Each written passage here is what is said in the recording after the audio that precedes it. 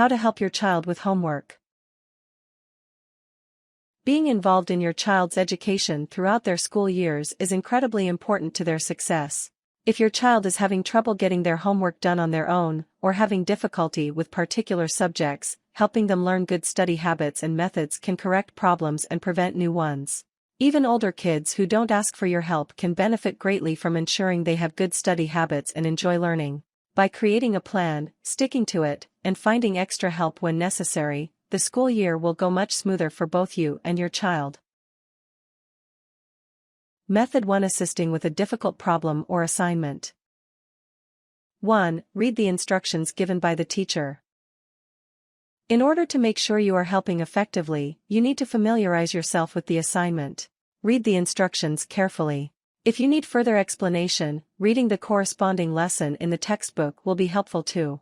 Make sure to read the material given to your child, not look up explanations on the internet first. You may end up finding a different method or explanation than the teacher is using, and this can cause unnecessary confusion for your child. 2. Ask your child to explain the assignment to you. After reading the instructions yourself, ask your child to explain them to you in their own words. This will help ensure that your child knows what they are being asked to do and what is expected of them by the teacher. Ask questions to clarify instructions if you think it is necessary. Their answers will help you decide how much help they need. If they do not clearly understand, go over the lesson in the textbook with them. Ask them to read a section and then explain it in their own words. 3. Look at sample problems or writings together.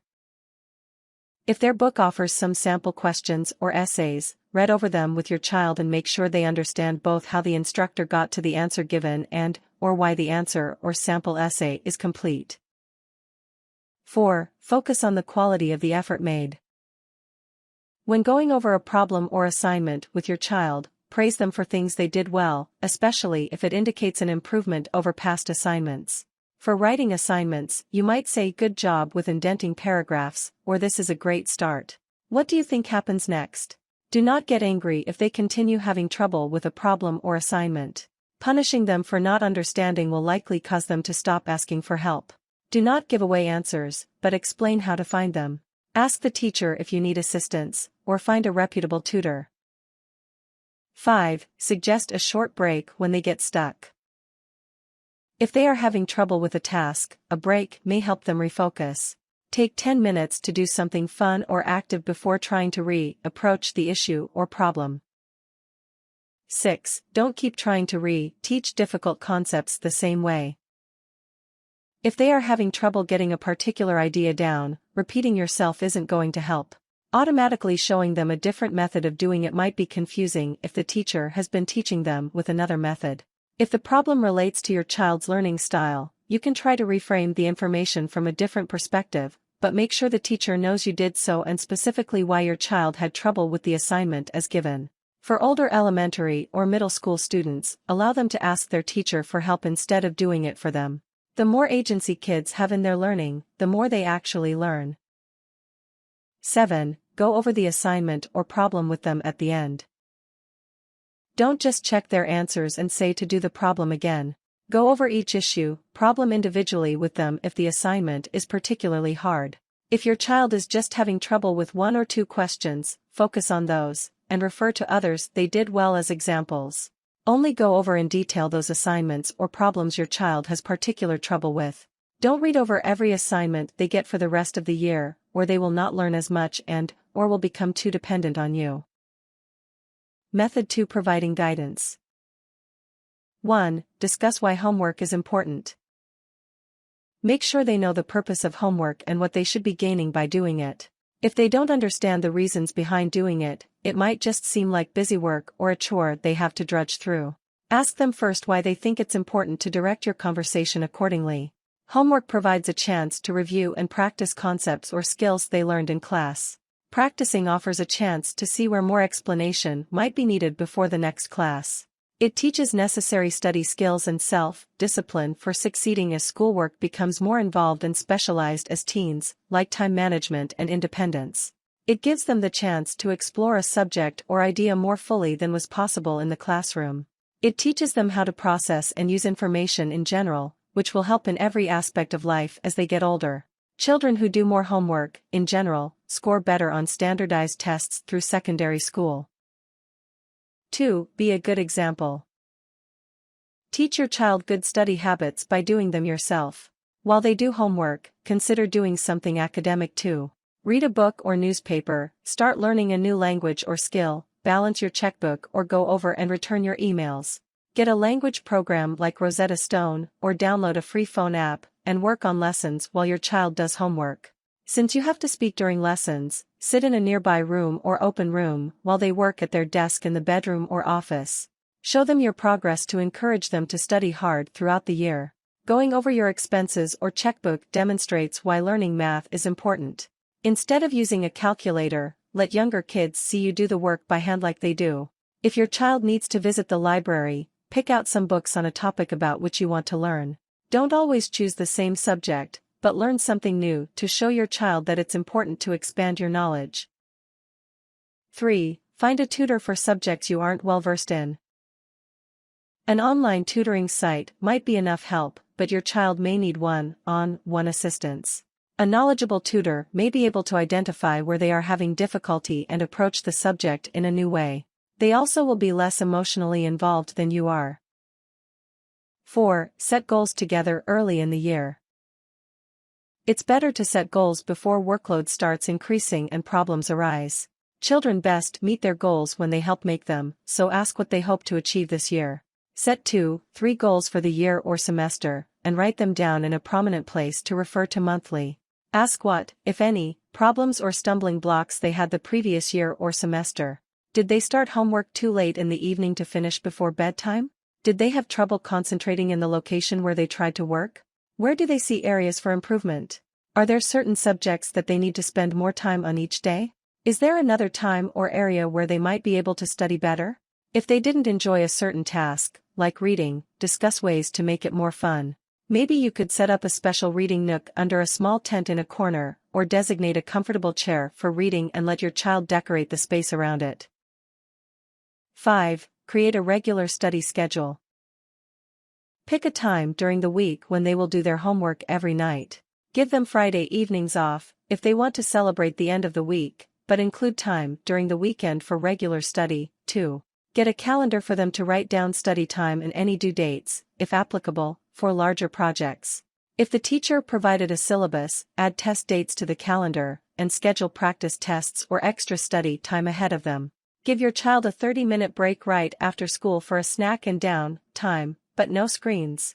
Make a rule together that they can spend this time doing certain things, playing a quick game of basketball, walking the dog, having a brief dance party, or something else active that won't grab their attention too much to get to work afterwards.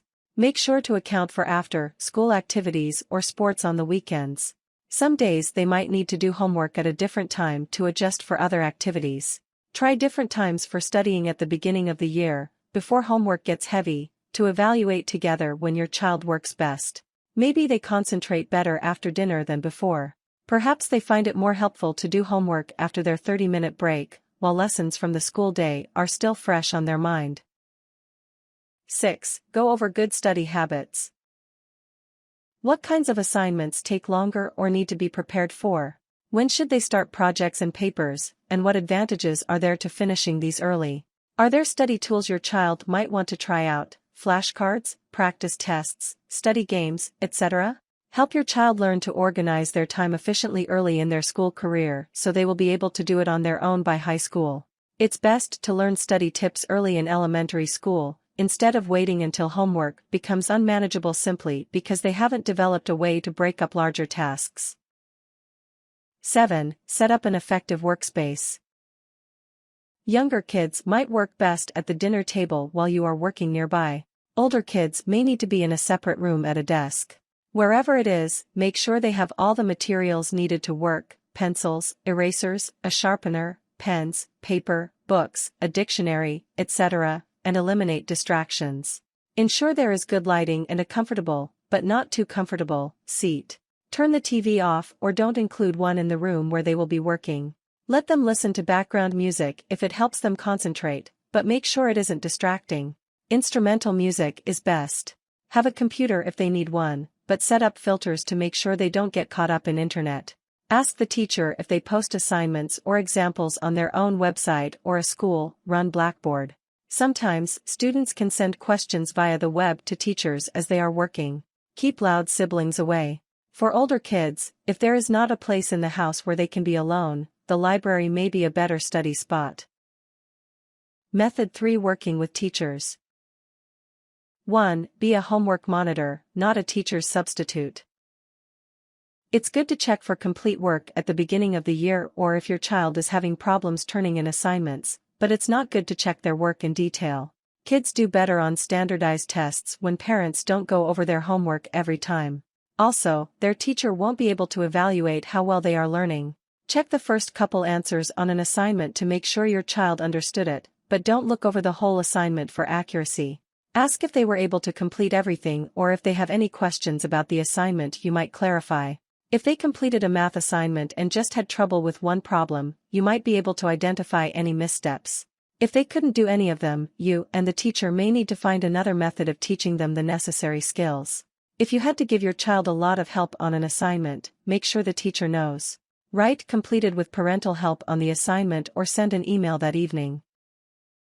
2. Find out their teacher's expectations early. How long should assignments take? How do they want you to be involved? Develop a positive relationship with their teachers at the beginning of the year, before any problems come up, so you can work together throughout the year to best help your child.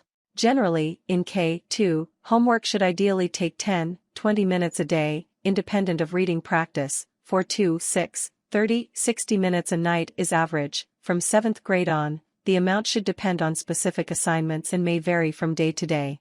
Find out if the teacher has open hours for extra help every week. Make sure you know what materials you need to provide your child. Typically, elementary school kids get a list of supplies on the first day, or even earlier. If not, ask the teacher what your child should bring to class every day. Find out their homework and attendance policies. What happens if a student fails to turn in an assignment? How do you arrange to make up a test if your child has to be absent? 3. Allow the teacher a chance to give extra help. If they have after-school hours set up, make your child attends them and brings specific questions or assignments. If the teacher has a website or forum, help your child compose an email or message with their questions. Don't speak for them, but assist in figuring out what to ask if needed. It is important for students to take responsibility for their own learning. If you aren't sure they will ask for help, send the teacher a message letting them know your child will be approaching them for extra help at the next class, but give your child the responsibility of doing so on their own. Ask the teacher for advice on other resources your child can use at home, study websites, reference books, a good tutoring app, etc. 4. Stay in touch with the teacher throughout the year. Attend parent-teacher conferences. Check in on your child's progress every month or quarter.